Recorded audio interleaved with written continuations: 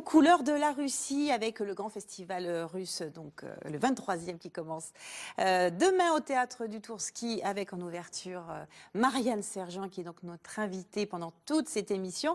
Et j'accueille, bonjour à tous les deux, Gouzel Aguichina qui est directrice de l'association Perspective et vous, Hervé Panzer qui êtes cuisinier. Et d'ailleurs, il nous a amené des petits desserts, on vous dit que ça. Gouzel, on va commencer avec vous, donc le festival commence, on a dit demain. Vous faites partie de l'association Perspective. Qu'est-ce que vous pourriez nous dire sur cette association qui fait un échange entre la France et la Russie? Il y a quelque chose de très très proche entre nos deux pays. Notre association est née à Marseille il y a 15 ans. Et depuis, on travaille avec Richard Martin, avec le Théâtre Tourski, pour son festival russe, parce que ce festival russe est quelque chose de très très précieux pour tous les Russes de la région. C'est un grand festival, hein? Je dirais c'est un festival unique en France. Encore mieux. Encore mieux. Mais c'est ça, c'est c'est la vérité. Dans l'association dont vous vous occupez, vous êtes aussi journaliste, hein, Gouzel, une consoeur. Vous travaillez à faire des choses avec les enfants aussi, en travail extrascolaire. Comment vous fonctionnez? Nous avons beaucoup des champs d'activité qui se développent tout le temps en plus. Bien sûr, autant qu'une association franco-russe, nous avons les cours de russe tout public, mais en particulier un centre linguistique pour les petits, une école de samedi, on dirait, où les enfants des familles mixtes, ou des familles russophones ou des familles françaises, bien sûr. Chaque samedi, ils ont accès aux cours de russe sous forme ludique. Je peux venir parce que bon, je suis pas si vieille que ça finalement. Peut-être que je pourrais aussi. On va vous accueillir avec plaisir. C'est très intéressant. Ah bah ça j'imagine. Ça j'imagine. Et vous savez, chaque samedi, ce sont les enfants qui demandent à leurs parents de se lever le plus vite possible et d'aller à une école russe le samedi matin. Ah bah ça c'est une très très très bonne chose. Venez. Ah oui, avec grand plaisir. Est-ce que c'est des ateliers gratuits? Est-ce que je me trompe ou pas? Ou est-ce qu'il y a une petite participation à frais, mais c'est très correct, donc très modeste, c'est vraiment minimum. Alors, la Russie, ça ne vous a pas échappé, hein, qu'il y a eu des élections. Voilà. On en parlait un petit peu au téléphone. Vous, en tant que Russe, quelle vision vous avez justement de Vladimir Poutine? Hier, c'est l'unanimité. Oui, quand même. Ouais. 75%, c'est impressionnant quand même. Je pense que c'est pour la première fois. Ça fait 18 ans qu'il est au pouvoir, ce qui n'existe nulle part ailleurs dans le monde, me semble-t-il. Mais dans le monde entier, je pense, avoir 75% aux élections, c'est extraordinaire. On est tout à fait d'accord. Pourquoi, justement, vous, qu'est-ce qui il vous sécurise? Je pense que en ce moment, les Russes, ils se sentent. Ils ont besoin de ça. Ils ont besoin de ça parce qu'ils se sentent sécurisés, exactement. Vous savez, diriger un pays comme aussi la grand, Russie, aussi vaste que la Russie. 42 fois la France. Vous imaginez? Oui. Je vois. Donc on ne parlera pas de l'Afrique, on ne parlera pas de tout ça. On va revenir justement à la Russie et à l'échange qu'il y a entre la France et la Russie. Donc déjà, au temps des tsars, la Côte d'Azur était de place to be, hein, comme on dit. Mais en 2018, c'est toujours le paradis. Regardez. Nice, la ruche depuis plus d'un siècle. Au travers des rues, on découvre l'empreinte laissée par les tsars venus ici en villégiature. L'église orthodoxe, lieu de rendez-vous incontournable pour les Russes blancs fuyant la révolution bolchevique. Un passé historique qu'Irina et ses copines ont voulu découvrir. Moment de recueillement pour ces jeunes filles de Saint-Pétersbourg avant de retrouver leur professeur pour un cours de français. Je m'appelle Irina. Un peu à l'écart, Yana a 31 ans. Elle a décidé de s'installer à Nice, mais ne parle pas un mot de français. J'ai quitté Volgograd pour venir à Nice car c'est ici que vit la personne que j'aime et avec laquelle je vais me marier. L'histoire d'amour entre Mélania Milbert et la Côte d'Azur dure depuis plus de 20 ans. Dans les années 80, sa famille fuit l'URSS et s'installe à Nice, naturellement. Les Russes ont une réputation sulfureuse, mais ici, ils se sentent chez eux et peuvent se laisser aller au bling-bling. C'est vraiment l'image que la Côte d'Azur a pour les Russes. C'est un morceau de paradis. C'est un lieu mythique On vivait des princes, donc il faut vivre comme un prince ici.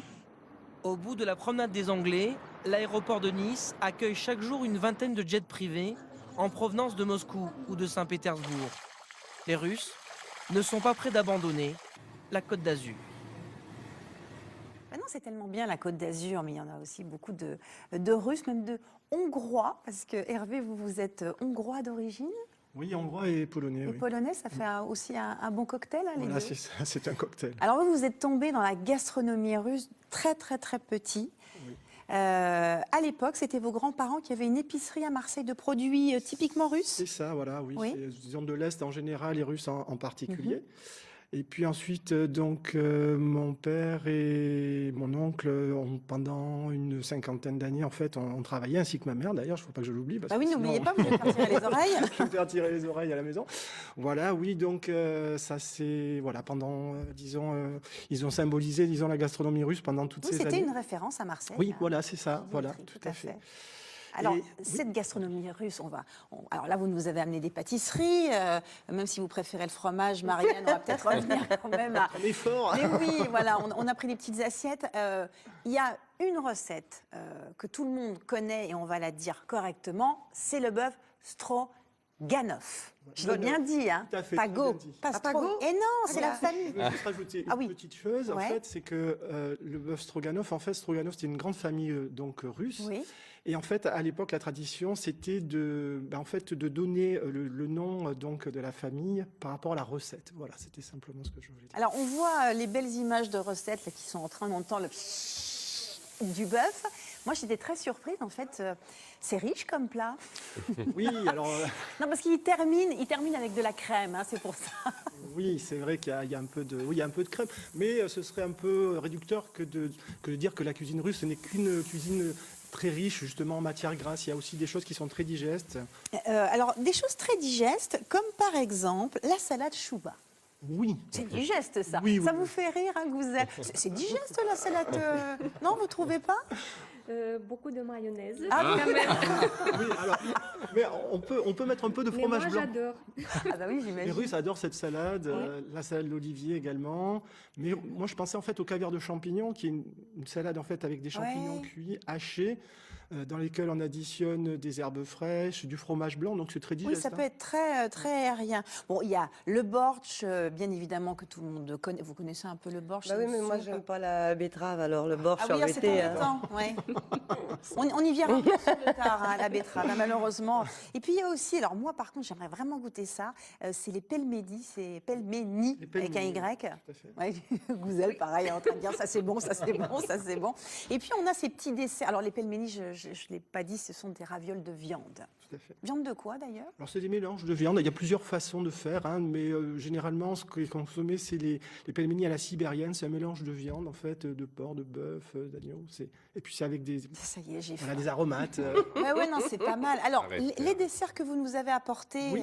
moi je suis 4-4, hein, j'aurais pu manger des pelménis ce matin, mais j'ai dit quand même, on va passer un peu de douceur. Qu'est-ce que vous nous avez apporté? Alors écoutez, je vous ai amené un petit échantillonnage, vous avez le vatrouchka, donc c'est une pâtisserie... C'est lequel Et on va voilà, mettre un c'est- petit peu c'est de celui qui est musique blanc. en même temps, hein, parce qu'Hervé, vous m'avez dit que la Oui. gastronomie est toujours liée à la musique C'est vrai russe. que- Alors, oui. musique. Voilà, je pense que c'est...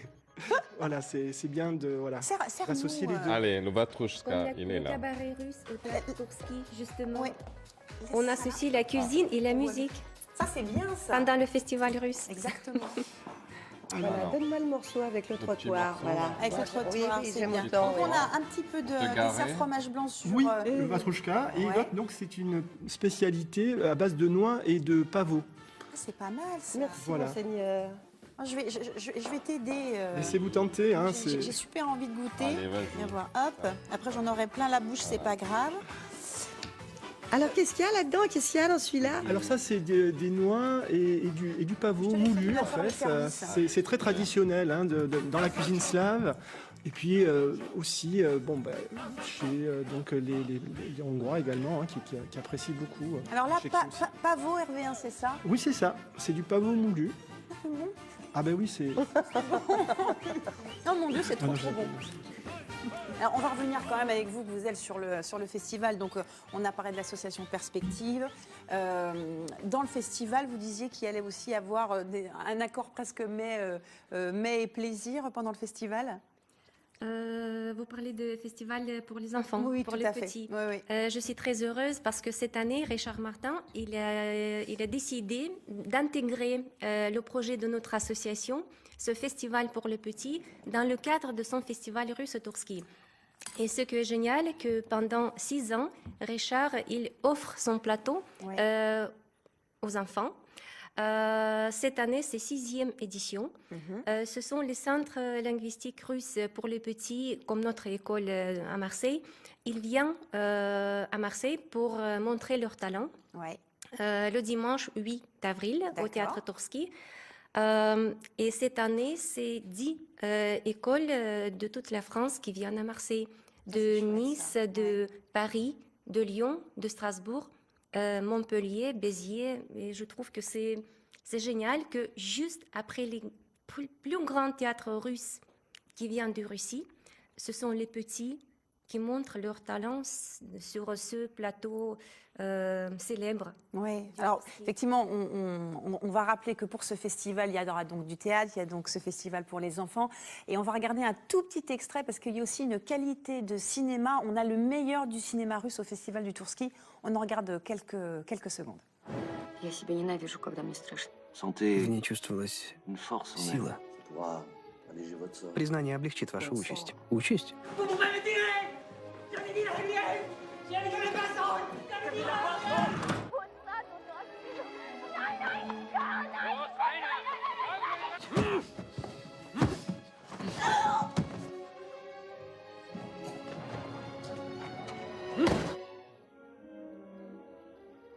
À mes invités, vous, on se retrouve, si vous souhaitez vous nourrir le corps avec la bonne cuisine d'Hervé, on vous retrouve aussi parce que vous êtes traiteur. Donc, service à domicile, c'est pas mal.